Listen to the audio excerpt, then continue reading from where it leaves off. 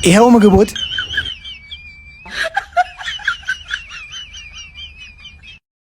ፈጣሪ እኮ ሀብታሙንም ድሃውንም ያበላል። የዛሬው ብቻ ይለያል። ሂሳብ ይሄው ሂሳብ የዛሬ ጥብሳችሁ ይለያል። አንድ ጥብስ 50 ብር ብቻ። የመንግስት ምግብ ቤት መሆን አለበት። ፈጣሪ ይስጣቸው። ያያደስ ፈጣሪ ሆይ እንጨት ተሸክሞ ገብቶ ነው በላኝ። በቃ መራገጥ እንጃ። ሰላም አሉ አቶ ጋሽ ጥጋቡ። ሰላም አሉ ማማ ዝናሽ። ምን እግር ጣሎት? ጋሽ ጥጋቡዬ የመጣበትም ዓላማ ሽምግልና ተልኬ ነው። ያው በወጉ ነው የመጣችሁት። ልጁ ግን የማ ልጅ ነው? ልጁማ የጋሻ በራ ልጅ ነው። እሺ ልጁ ጸባዩ እንዴት ነው? ልጁ ጸባያው ምንም አይልም፣ አሪፍ ነው። ያው ትንሽ ያመዋል። ያመዋል? አዎ እሱ እኮ ካነኩት አይነካም። እሺ ልጁ ግን ምን አለው? 3 ትላልቅ ድርጅት መኪና አስመጭና ላኪ፣ 2 ባለኮከብ ሆቴሎች እንዲሁም 3 የትላልቅ ፋብሪካዎች ባለቤት የሆነ ጎረቤት አለው። ከአሁን ዲማ ማንንም አልሰማም። እያነሳው ብቻ ነው ማፈርጠው። እንደውም ይሄንን ዝም ብዬ ልነቀው። እዴ ምንድነው? ህግ ባለበት ሀገር አሁኑኑ ለፖሊስ ደውላለሁ። አረ አንዱ ሊገለኝ ነው፣ ድረሱልኝ። 02 ሰፈር ይሄው ደረሱልኝ። አሁን ልካኝ። አንተ ምንድነው? ልቀቀው ብያለሁ። በኋላ በዚህ ሰበብ ትሆናለህ። እዴ ጭራሽ ጉቦ እንዴ! ብር ፈጣሪ ለማረገው ነገር ይቅር በለኝ። አረ ሴትዮ ተይኝ። እኔ ምን አረኩኝ? ሄዶ ደዛ መናጢ ደሃ አርፋት እንደምትብላተን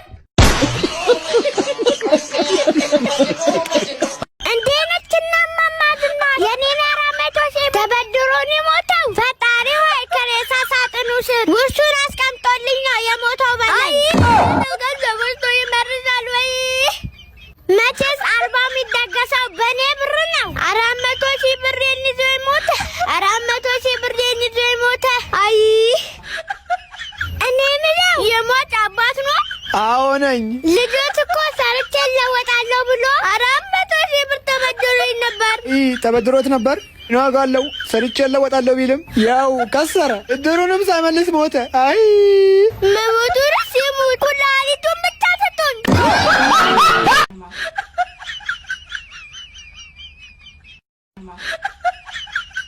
ሰላም አሉ ማዘር። ምን ፈልገው ነው? እኔማ የመጣሁት የኔ ልጅ መታወቂያ ፈልጌ ነው። ስም ከናያቱ ይንገሩኝ። የኔ ልጅ መታወቂያው የኔ ነው እንጂ ሀያቴ የሚጠቀምበታል እንዴ? ይኸው መታወቂያው ማዘር። እኔ ኢትዮጵያዊ አይደለሁም እንዴ? እንዴ ምን ነው ማዘር? እንዴት ዛሬውኑ ትሰጠኛለህ? ለማንኛውም ኢትዮጵያዊ 3 ወር አመላልሰህ ስጠኝ እንጂ።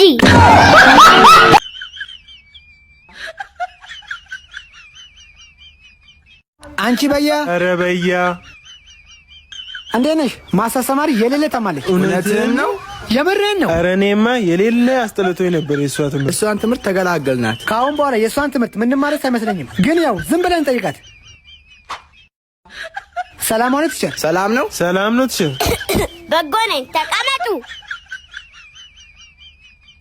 እቤቴ ድረስ አመጣሃቸው። ተመስገን። እና ቲቸር አሁን እንዴት ኖት? በጎ ነኝ፣ ፈጣሪ ይመስገን። እና ደሞትን ተመረመሩ? አዎ፣ ግን ምን ዋጋ አለው? እንዴት? የኔ በሽታ እንዴት ነው? ፍለጋ ብቻ ነው፣ አይገኝም። እንኳንም ታመሙ። ወሩን ሙሉ የእሷን ትምህርት አንማርም ማለት ነው። አዎ ፈጣሪ ይመስገን። በቃ ቲቸር ፈጣሪ ማሩ። ወዴት? ወደ ቤት ነው። እዚህ ከመጣችሁ አይቀር ዩኒት 5 እዙን ጨርሳታለን። የኑሮ ውድነትማ በዚህ ከቀጠለ ወደፊት በቀን 3 የበሉ ሰዎች እየተፈለጉ ነው ሚዲያ ላይ የሚቀርቡት። ባለ ሱቅ ቀይ ሽንኩርት አለ? አዎ አለ። 1 ኪሎ ስንት ብር ነው? 1 ኪሎ 150 ብር ነው። 1 ኪሎ 150 ብር። አሁን እኮ እኛ ከቀይ ባሩ ይልቅ የቀይ ሽንኩርት ዋጋ ነው እያሳሰበን ያለው።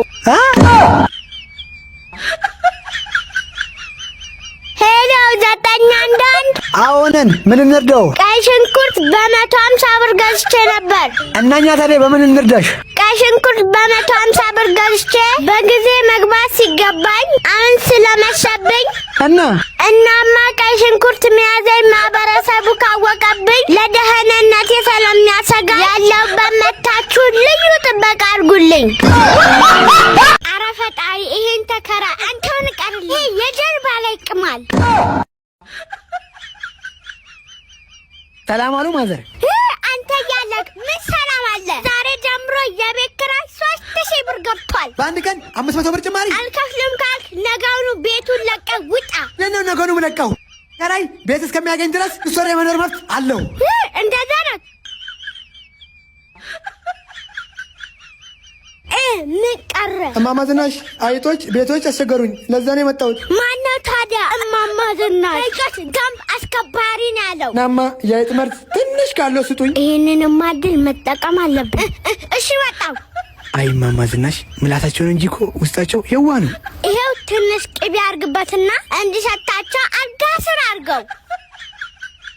ስማኔ ልጅ። አቤት እማማ ዝናሽ። አይጦቹ እንዳይጠረጠሩ ትንሽ ቀመስ አርግላቸው። በቀን አንዴ የበላው ከምኖር ሞቴን እመርጣለሁ። አሁንስ ኑሮ በቃኝ። በእናቴ ነው እንድንበረኪና አለ ግን ለምን ፈልገሽ ነው? መቼም ሞት አይሰራበትም። ምን ይላል? ራሴን ላጠፋ ነዋ።